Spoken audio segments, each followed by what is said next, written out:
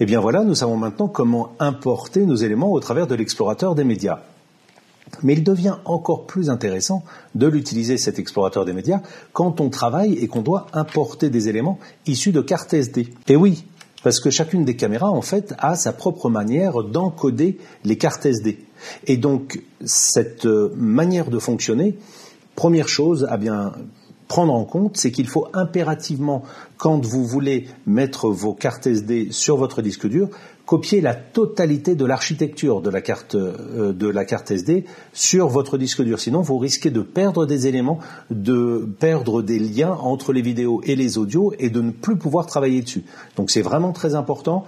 Prenez la totalité de l'architecture et faites un copier-coller de l'ensemble de l'architecture sur votre disque dur pour faire une sauvegarde de votre carte SD.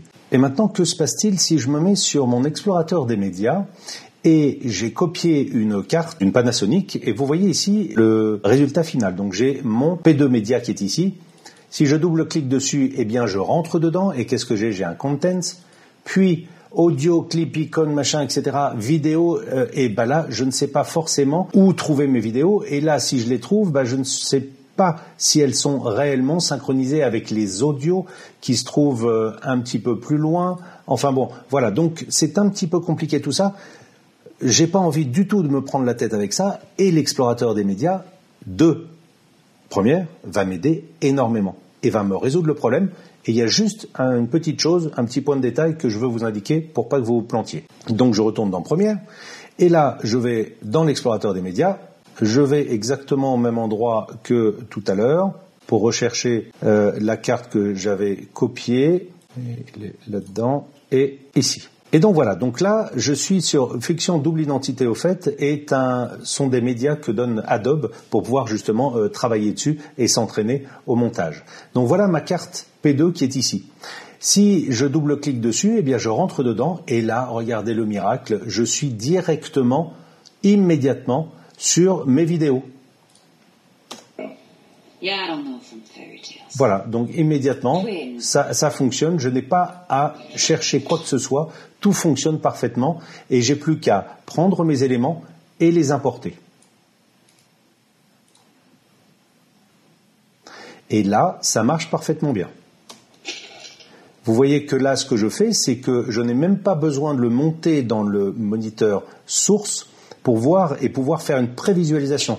La barre espace sur un des éléments qui est sélectionné, alors pas celui-ci parce qu'il est muet, voilà, me permet de visualiser ici ce qu'il y a dans ce clip.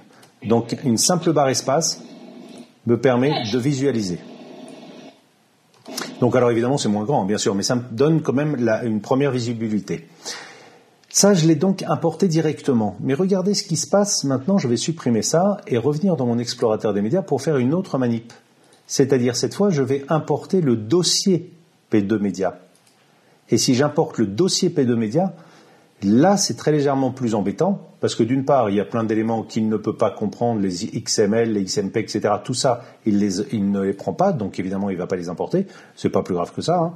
Mais si maintenant, je me retrouve ici, et donc avec mon dossier, et je me retrouve ici avec mon dossier P2 Media, je double-clique dedans, et voilà, tout de suite, je ne tombe pas sur les vidéos. Je suis là, sur le content, et puis ensuite, il faut que j'aille sur les vidéos en espérant que tout fonctionne.